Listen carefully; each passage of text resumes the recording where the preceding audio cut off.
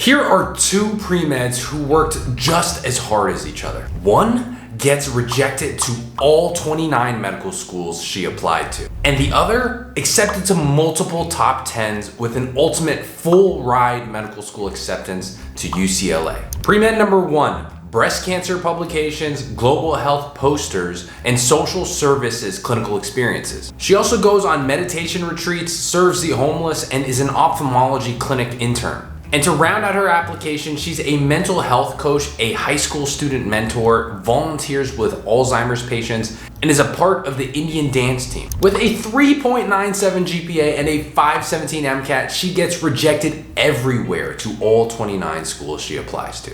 Pre-med number two, basketball clinic volunteer, tournament event staff, and a tutor at the juvenile center. Plays club basketball, is a TA at the prison education program where he advises 10 inmates on the creation of their honors theses. He helps manage the computer lab at the correctional facility, and he guides his students, current inmates incarcerated in correctional facilities, to associate's degrees in graduation. He's accepted to multiple top 10s with an eventual full ride to UCLA medicine. Overlapping theme with impact is our simple two-part framework to make sure that you are competitive for your dream medical school while working less time. With themes, make sure you know the three most common pre-med archetypes: the community health advocate, the educator mentor, and the clinician researcher.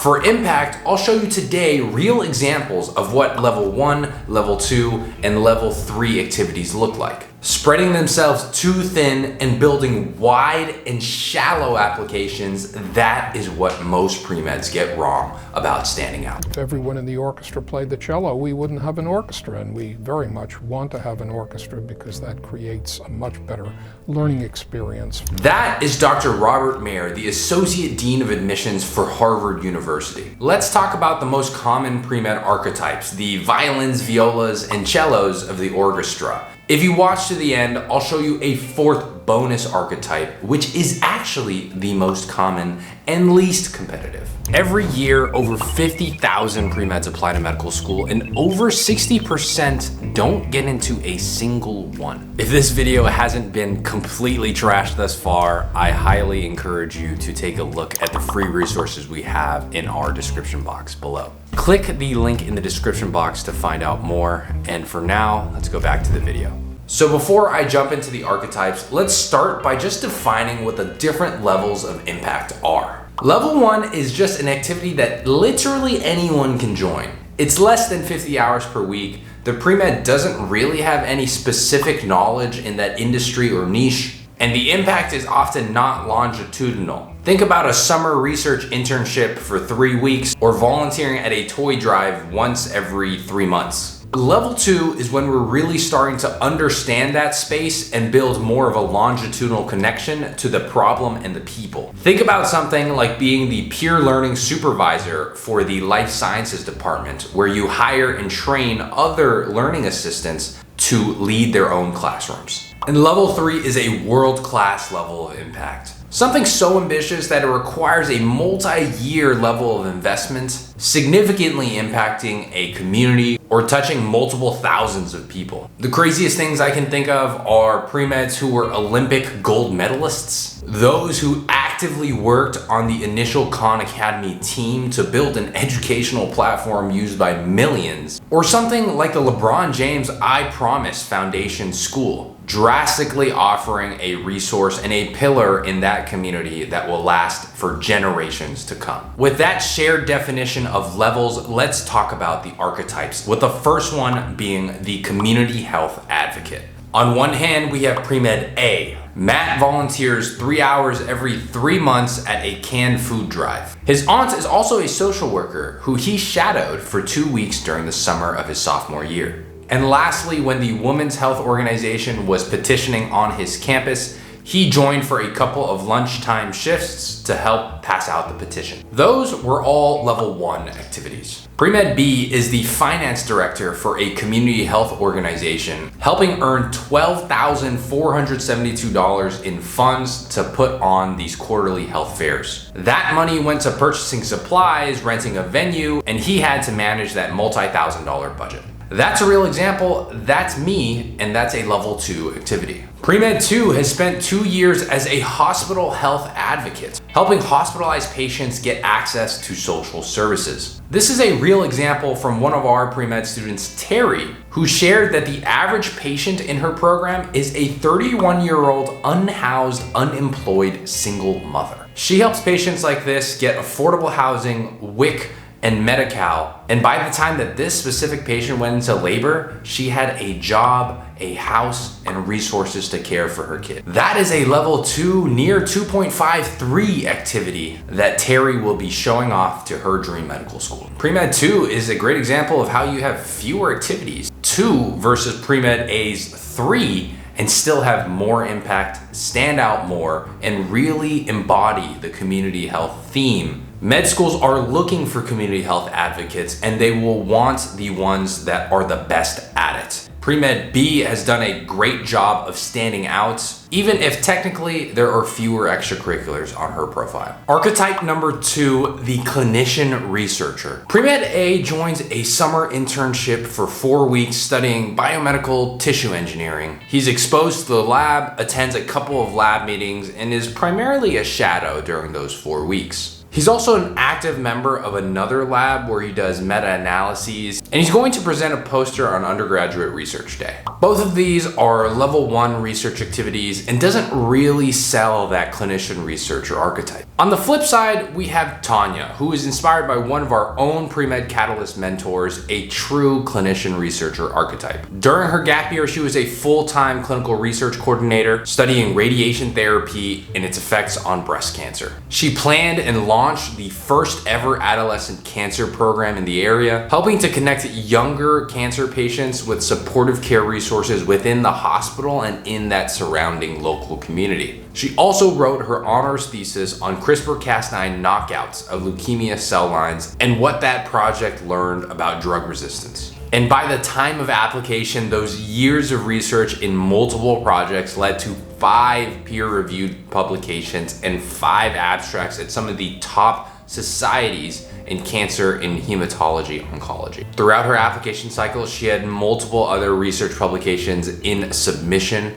totaling for more than a dozen high-impact research articles. Tanya has clear evidence that she has already excelled in the scientific community without formal graduate school training. And so medical schools that take the chance on her, in this case a top 5 medical school who did, will get the benefit of a student who knows how a lab operates, who knows how to be productive, and who is very interested in continuing to work on that type of science. That is a level 2, level 3 pre-med archetype for clinician researchers. And that is a real example of how it's built brick by brick, quarter by quarter, lab by lab, year by year. For our third most common pre-med archetype, we have the educator/mentor. Premed A does some one-on-one general chemistry tutoring during the summers to make a little bit of extra money. He also supports a handful of high school students during the application process, maybe offering a couple of edits on their personal statements. And after enjoying working with that population so much, he started a student organization that staffs tutors for the local underserved high schools. That's a mix of level 1 and low level 2 activities that paint him maybe as the educator, but certainly not as a world-class one. Premed B, on the other hand, has spent the last 3 years in the field of education and mentorship. Inspired by Khan Academy, he works with all the professors that he has taken a class with to build a campus library of the most high-yield concepts and a library of student submissions so that future generations of students can see real students working through worksheets. That video library spans thousands of videos and is cataloged per class, per professor, and per year. Premed B is also extremely passionate about increasing representation for women interested in engineering and scientific fields. She ends up being a committee member for the Perry Initiative, a national organization that helps develop that pipeline to introduce and mentor young women into careers of STEM. And lastly, Premed B has leveraged social media like YouTube to really expand their reach of education and mentorship. She's responsible for the biostatistics arm of a platform like the Organic Chemistry Tutor on YouTube, and her content reaches more than 3.6 million viewers all around the world per month. You can see there are clear levels to this. The difference between level 1s, 2, and 3 is a measure of impact, how many people you are serving and supporting, but also involvement. What is your role in the activity? Is it active, where you are hands-on driving the progress yourself and you yourself are the bottleneck that you must depend on? Or is it passive, where there's nothing really you can do right or wrong to change the experience? You're in the corner watching things happen and just soaking it all in. Higher level activities that stand out because they are world-class are hard to pull off, and that's what makes them so impactful. If an activity were extremely easy to pull off, everyone would, it would become commonplace and therefore not seem as impactful. And so to round out our archetypes, we'll transition to the most common archetype, and that's Premed archetype number 4, the generic premed. This is what a typical example of what your average premed application looks like. In fact, this coming example is inspired by the start of our video, where you saw that 3.97 GPA, 517 MCAT students get rejected to over 29 medical schools. Your average premed has 7, 8, 9 themes with shallow activities in each of them. It's an application with extremely wide breadth, but very low depth. You'll see a premed with a pediatrics theme with an activity of 40 hours of hospital volunteering playing board games with the inpatient children. And you'll couple that with a theme of mentorship where that same student will present twice at the local middle school on what it looks like to be a college student. And of course, when application season rolls around, they will volunteer 10 to 15 hours to edit the local high school's personal statements. That premed also loves basketball, and so you'll see a basketball theme with their intramural basketball experience for the last 2 seasons. And of course, in the summers, to keep busy and make a little bit of money, they'll teach algebra one-on-one to some local middle schoolers. But on their application, they'll state with extreme vigor that they want to be a cardiologist.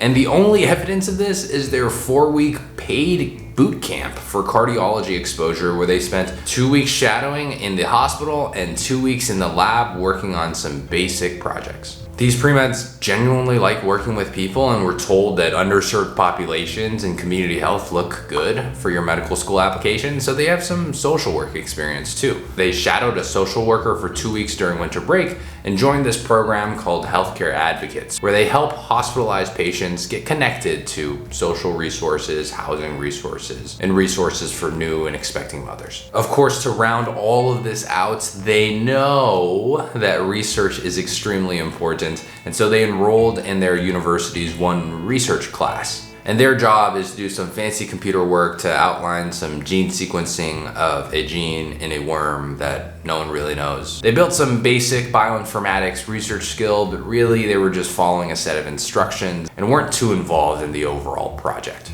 And that is the most common premed archetype, one where there is 1,000,001 different themes that makes it very unclear who you're getting when you're trying to admit this premed. Am I getting someone who's interested in pediatrics, cardiology, social work, basketball, or everything in between, but in just such a shallow way? The interesting secret of all of this, however, is that every single premed will go through this phase, both the unsuccessful and the successful one. Let me explain. I think every premed, especially early in their premed journey, say their freshman year, should have a profile that is extremely wide in breadth. This is great for when you're trying to figure out whether you're really passionate about pediatrics, cardiology, teaching or mentorship, social work, community health, political advocacy, or everything in between. The problem comes when a premed does not transition away from this wide breadth to a very narrow scoped, extremely deep depth application, where it becomes obvious that they are the community health advocates or the clinician researcher or the teacher or mentor. Wide breadth, low depth is not a bad application. It is simply an immature one that needs more years to develop, refine, and for the premed to commit to. And once a premed does commit, it becomes easier for them to invest all that extra time into those 1 or 2 core extracurricular activities, and that is when a premed shines. That is how you stand out amongst 50,000 other premeds applying every single year. Narrow and deep is the best way to become world-class in your specific pre-med archetype. This gives med schools confidence that they know exactly who they are getting. Remember that most pre-meds follow pre-med archetype number 4, the generic broad pre-med. These pre-meds are always exploring and never committing. And when there are literally thousands, tens of thousands of other pre-meds with the same stats or even better, adcoms will be quick to take your application and throw it away with the other applicants who look exactly the same. Most importantly, remember that most pre-meds have that broad, low-depth phase. That's normal. However, if you cannot identify the themes that you resonate with and the archetype that you want to move towards, you may never make that transition, and unfortunately, that may keep you from getting into medical school forever. And I don't want that to happen to you. If you liked this video and this framework we've developed for impact, you will love this video. It teaches you how to take 0 gap years and go straight through to your dream medical schools. Thank you for your time today, and I will see you in the next one. Goodbye.